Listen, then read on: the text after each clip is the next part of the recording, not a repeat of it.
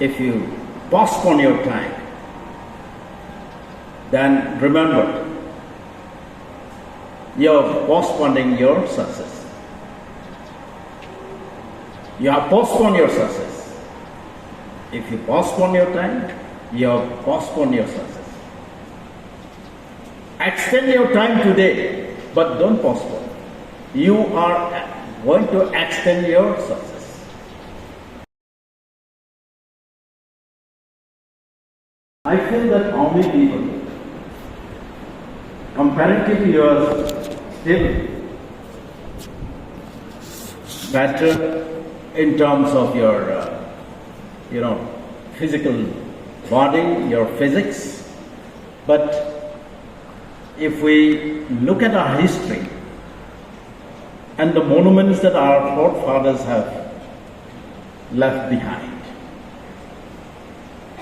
Poumai people must be in its height, not less than 8 feet, maybe weighing about 500 pounds.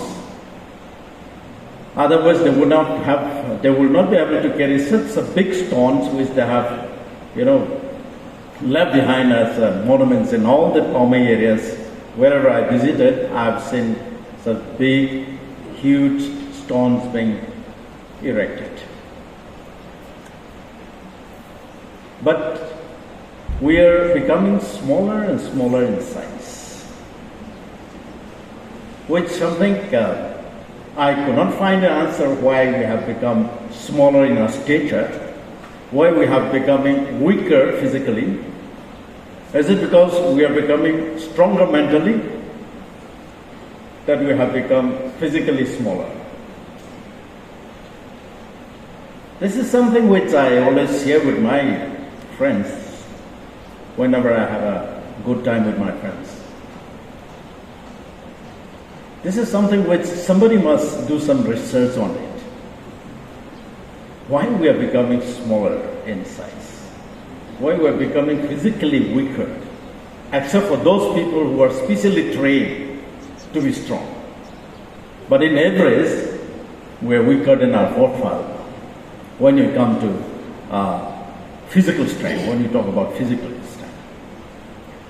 And when I also try to compare the mental strength also, I think compare given in the time, compared to the today's world where there is so much of advancement in all aspects.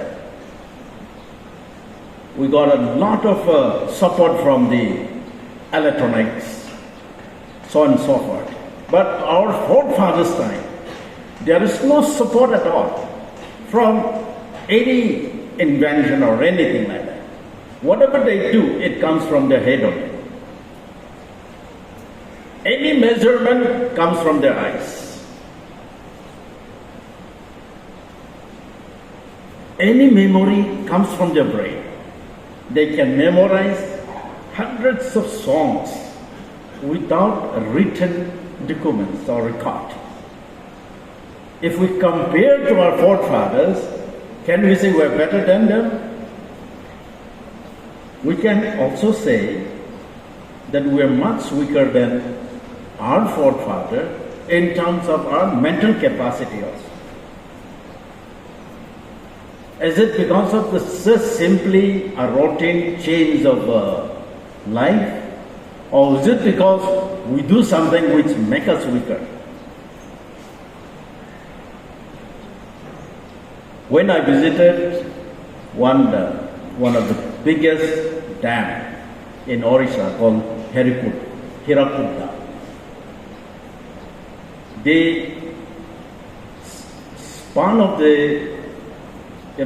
the span of the dam, which has been constructed, is 5 kilometers. If we stand from one end, we can see this dam straight. If we see from up also, we can see this dam is so straight. And one of my friend, a chief engineer from Orissa, who is looking after dam, said, you know, when this dam was constructed, there was no instrument to measure the accuracy, or there is no such instrument to measure the size, but it all depends on their eyes only. They did it with their eyes only. It must be more accurate than the engineers who have done such dam with 80% of support from the electronic equipments. What I'm trying to say is, young people, you look forward, but don't forget the past. You have to look forward,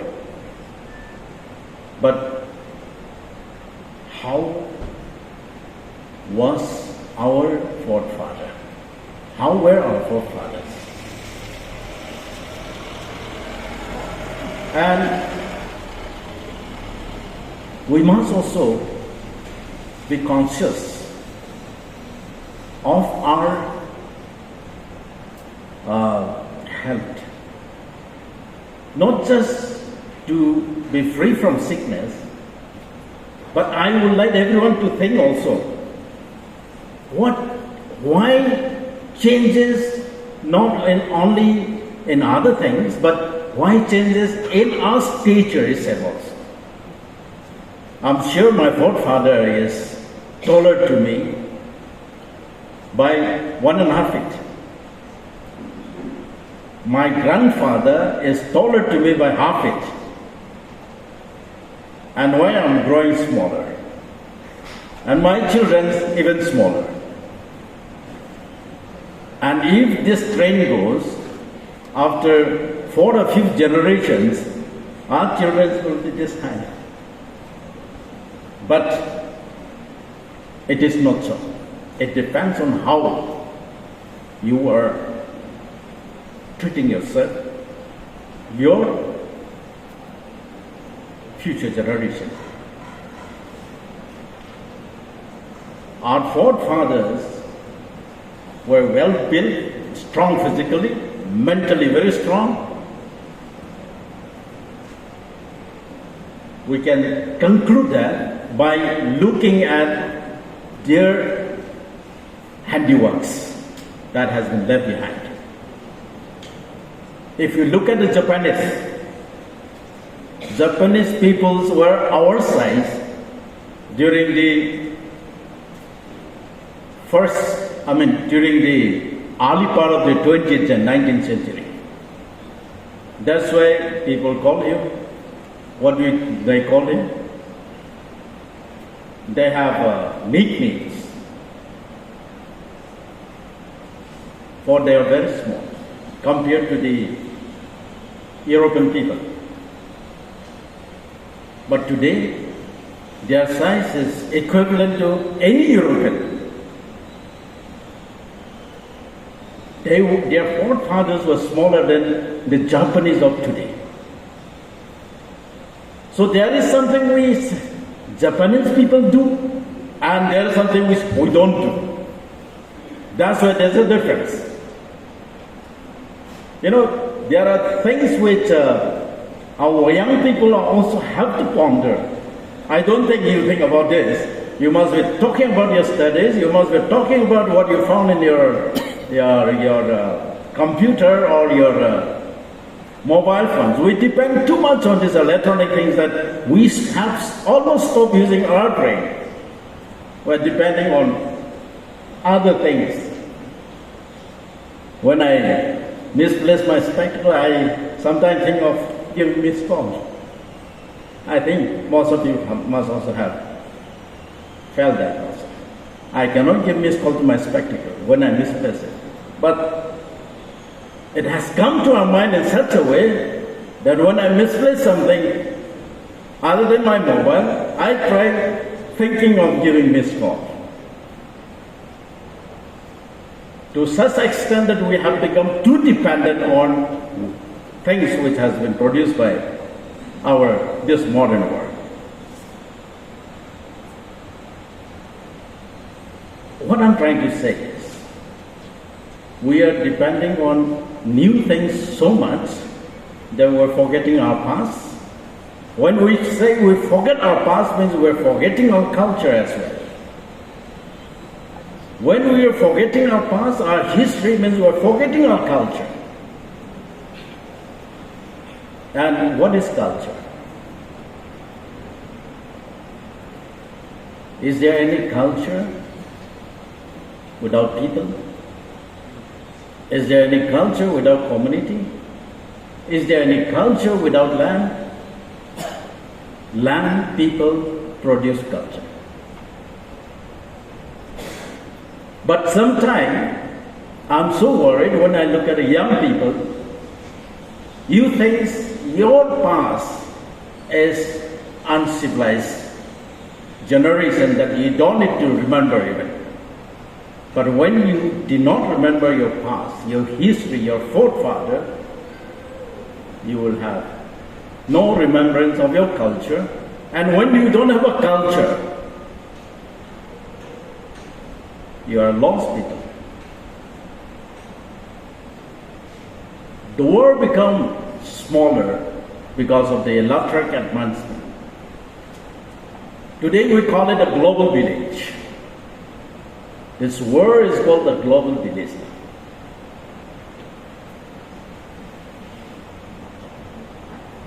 But we don't live all together in one single community home.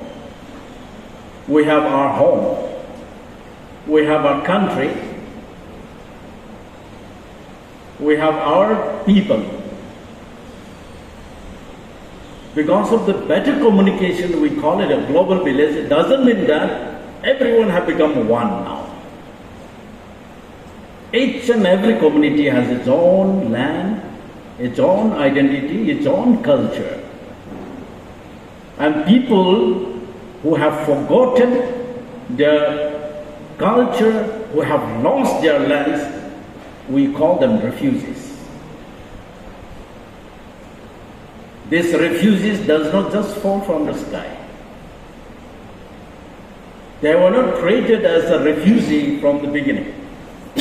They were the people who have, at one point of a time, forgotten their past, who have not given enough defense or care on their land, who have not given much importance to their identity and their culture. They become a landless people. And these landless people are now called the refugees. They will be chased out from one place, and they will be kept in one place. They will be again chased out from that place. Again they go to another place. They have no place to shelter. They have no place to settle permanently. And young people, as you put all your effort to achieve your goal, don't forget your root. Don't forget where you belong. And you have the responsibility together as much as anyone. Don't say that only the leaders have the responsibility to preserve, to protect, and progress your community, our community. I am worried about our future generation when I look at many young people who seems to be not very serious in their studies. We have very few IS officers, IPS officers, MCS and MPS officers here in the state. There's a big gap in the line of the officers in our state. If you compare the other communities, Every year we see new officers being produced.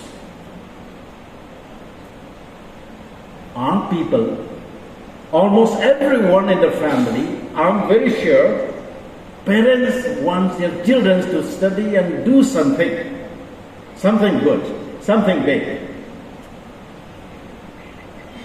But I find most of the beautiful young people working in a temporary service run by companies which has no future. And they have wasted their time, the best time.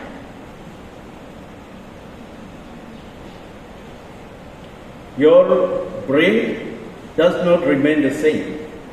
It will continue to change as you continue to live, your age increase, your capacity will reduce. Your reasoning, your study, whatever. But I am disappointed, I should say. I think you will not mind me hearing this, saying this. Thousands of Naga children and Naga youths living in Delhi, Bombay, Kolkata, Chennai, Bangalore, Hyderabad. I don't know what is going to be their future. Only 10 to 20% are very serious in the studies. Compared to the percentage of our Naga students studying in different cities 30 years before. Now we have increased 100 times. When I was in college and university, only IELTS aspirants and only those students who really want to get central service go to Delhi. And I think more than 60% got through in different categories of service. Today, everybody goes to Delhi. But the percentage of students getting through in central service becomes almost -0. Very few. Come if we talk in terms of percentage.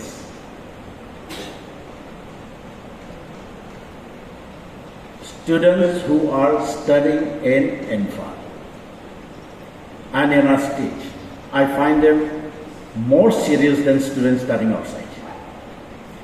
That's why I would like to appreciate all of you who are studying in these different universities and colleges.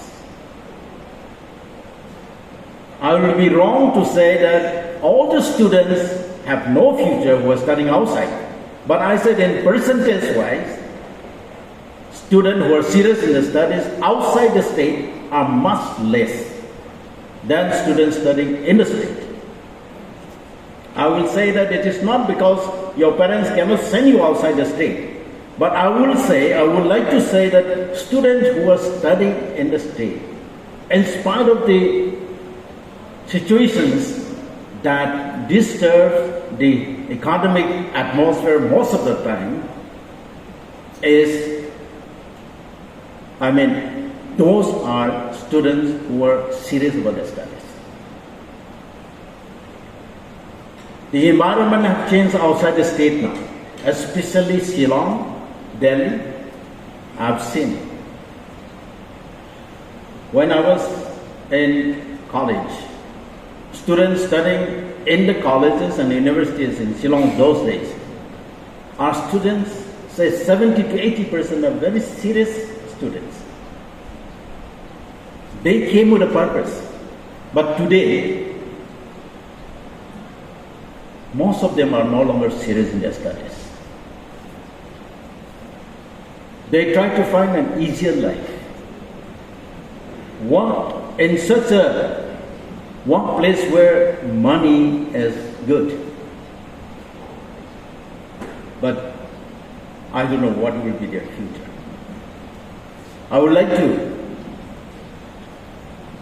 thank all of you who choose to study here. where your parents can see almost every day, where you can interact with your families almost every day, where your moments has been seen almost every day by your community, your parents. I don't say that you should not go at all outside. For a serious student, wherever you go, you will be serious.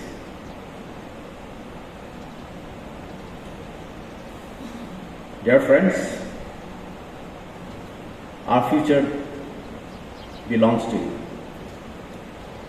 A better future or worse future, a bright future or a dark future depends on the young people like you today. Our time is almost over. My time is almost over. If I'm in a government service, I would have been in few years' time retired from my service. Few years means 1 or 2 years. And I will be no longer as strong mentally as you are. Mentally, physically, I'm going to grow weaker and weaker each day. I'm not going to grow stronger, but you are going to grow stronger, stronger, stronger, until you reach my age. So you have at least 30 to 40 years. Don't waste your time. Time is precious. Time is precious. Don't leave anything for tomorrow. Just always make it a point that I must do it today. If you postpone your time, then remember, you're postponing your success. You have postponed your success. If you postpone your time, you have postponed your success. Extend your time today, but don't postpone. You are going to extend your success. You have decided to read 1 hour today, extend to 2 hours. Then you have extended your success. But if you say that, let me go out with my friend today, let me do it double time tomorrow, and tomorrow you'll find the same thing. That means you have extended not your success, but you have postponed your success. And you may never see your success. Thank you once again, the organizing committee, for inviting me. I think I have taken 10 minutes extra. I should have ended by 12:30 as per your programs. But just few things which I have in my mind I want to share with you. And I have taken extra time. Please don't mind for that. Once again, all the best to the freshers, the all-timers. We will expect all of you coming out with a flying color. We would like to hear each year that somebody from our community got IS, IRS, IPS, whatever. We need officers. But don't discourage when I say that we would like to see only some of you coming with a flying color and a good service. Study is not only for service. Study is not only for service. Education is to enlarge the horizon of your reason. It is to increase the area of your reason. How to take care of your environment, how to take care of yourself, how to take care of your family, how to take care of your community. Everyone is not given the same talent. God has given different talents to each and every one of us. Some of you are given maybe to do some good service, government service. Some of you may be good business. Some of you may be doing some other things. My student career, I'm never a bright student. I was never a good student. I was never good in studies. But I never get discouraged. I feel that God must have something for me. That's always my belief. So always believe that, have faith that God has something for you. The only thing is that you should not just wait idle without doing anything. Don't just sit at home, don't just enjoy thinking that there is something God has made for you, but you have to pursue it. How weak, how strong you may be, with a full trust that God has something for you.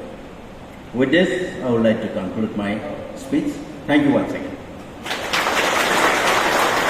Thank you, sir, for your beautiful and enlightening message.